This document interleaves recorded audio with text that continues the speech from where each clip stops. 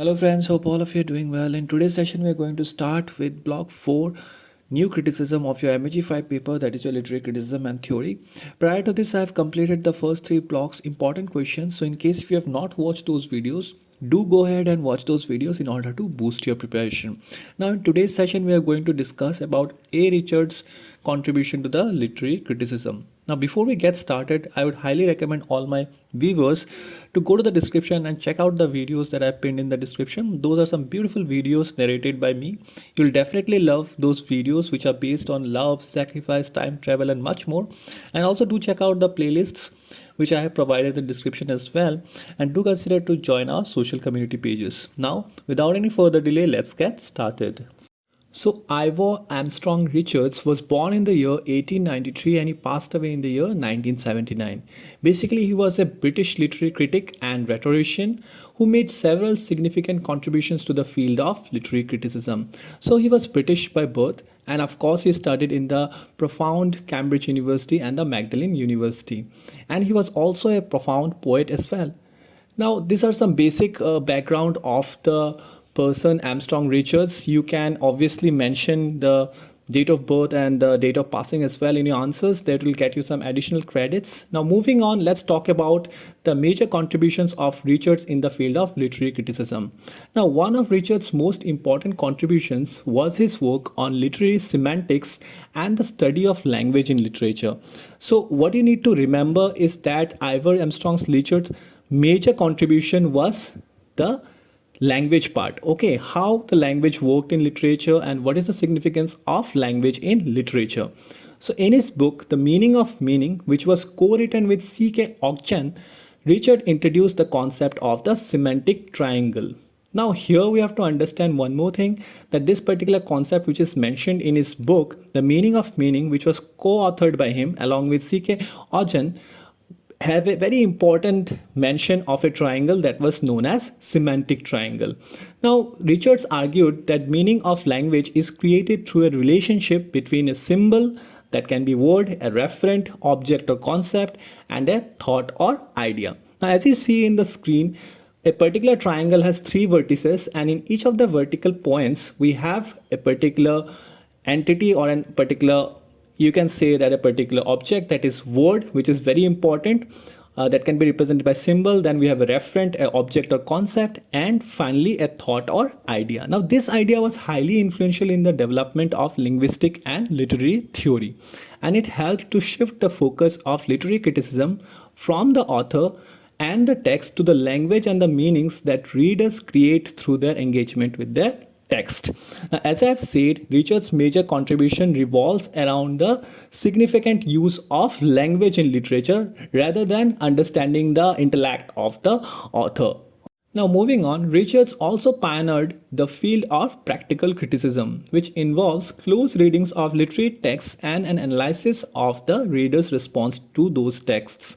Now, in case those who are following this particular series of literary criticism and theory, you might remember that in lecture 1 of this particular series, I have mentioned clearly about the literary criticism and how it is performed.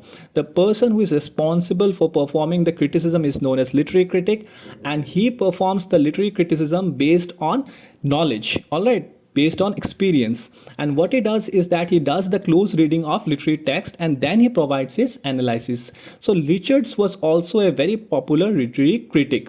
In his book Practical Criticism, Richards argued that the meaning of a text is not inherent in the text itself, but rather arises from the interaction between the text and the reader. So this particular point is very vital. Now here you might understand this particular point with the example that whenever a particular author writes a particular piece of text and whatever meaning he's trying to imply there, it's not that inherent in that text itself. Rather, what is important is that what the reader makes out of the text. Okay, so this approach to literary criticism emphasizes the importance of reader's experience and interpretation of the text, and it helps to pave the way of development of reader response theory. All right, so it's very basic actually. The interpretation that we make out of text can be different from person to person, and Richards tried to analyze this particular aspect of reader response. Okay, and this particular theory can be regarded as reader response theory. Now, Richard's concepts of four kinds of meaning has played a very significant role in new criticism and modern tensional poetics, pointing to the difficulty of all reading and of arriving at a universal meaning. Richard, in his practical criticism, which was published in the year 1929, suggests that there are several kinds of meanings and that the total meaning is a blend of contributory meanings which are of different types. Now, as I just mentioned, that how Richard was fixated with the idea that language can be used as a significant and a very prominent tool in expressing the ideas, and the interpretation from a particular text can be different from different person. Now in this case he says that the amalgamation of this particular thoughts and the ideas and the interpretations can be blended together, okay, and it can be symbolized as total meaning. Now this particular idea was reflected in his work Practical Criticism, which was published in the year 1929. Now he identified four kinds of meaning, or the total meaning of a word depends upon four factors. Now let us see what are those four factors. First is sense, then feeling, then tone and intention. Which sense refers to what is said or items referred to by a writer. Feeling refers to emotion, attitude, interest, will, desire, etc. towards what is being said. Tone is the attitude towards the audience or the reader, and intention is the writer's conscious or unconscious aim or the effect that he is trying to produce. Now, Richard analyzed scientific treatises, political speeches, popular science and poetry, and concluded that in our use of language, one of the functions become predominant, and that the subject and intention determines the priority and degree of the use of other functions. The principles of a writer's language are not simple because the furtherance of his or her intention will interfere with the other functions. Now, those who are confused with the concept of functions while we use language can refer to my previous videos where I have discussed the biographies of very interesting literary critics and popular poets, where I have explained the concept of functions in case of language and literary criticism. Now, functions can be of different type, like literary function exists, poetic function exists. Now, based on that, the functions can determine the purpose of language. For instance, the writer of a scientific treatise puts sense first, subordinates his feelings, establishes tone by following academic convention, and clearly states his intention. Whereas in a political speech, intention is predominant. Feeling is its instrument to express causes and policies. Tone establishes the relation with the audience, and sense is the representation of facts. Now here what we see is that based on the different prospects of the author, like in case of writer, if he uses scientific treatise, if he is trying to put some scientific treatise, he will go around the facts, he will try to establish his tone. But in case of a political speech, the intention of the speaker comes first, which establishes the tone of his speech. Now, it is in conversation that intention may completely subjugate the others, and therefore feeling. A tone may express them through sense. Richard suggests that the perceptive reader should be prepared to apprehend the interplay of the four meanings, which together comprise the total meaning of the poem. Now, in addition to this work on semantics and practical criticism, Richards also made important contribution to the study of rhetoric and communication.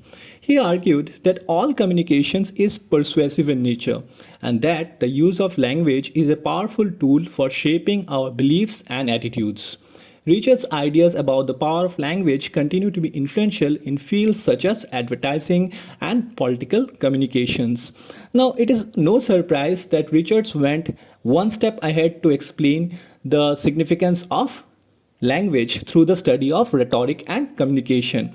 Now, he clearly stated that language is a powerful tool in the field of advertising and in the field of political communication, which is being done today based on his ideas. All right. So overall, Richard's contributions to literary criticism emphasize the importance of language, meaning, and readers' response to texts, and had a significant impact on the development of literary theory in the 20th century.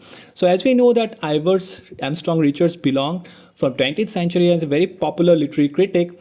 He made significant contributions. Okay, his work helped to shift the focus of literary criticism from the author and the text to the language and the reader's experience, as I've just mentioned. So this is the video, guys. I hope you had an insight regarding the contributions of Ivor Armstrong Richards in the field of literary criticisms.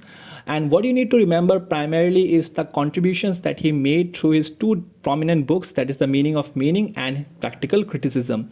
And he was fixated with the idea of propagating the significance of language, and also he has mentioned four kind of meanings. Those factors you have to remember, that is sense, feeling, tone and intention. In case if you have any other doubt in today's lecture, do feel free to comment in the comment section. I'll definitely try to address it. Do not forget to check out the description, because up there I have mentioned some of the important playlists for your different other papers for your MEG syllabus, and also do check out the links where I provided some beautiful stories. And do not forget to join our social community pages. Till we meet next time, God bless you and thank you all.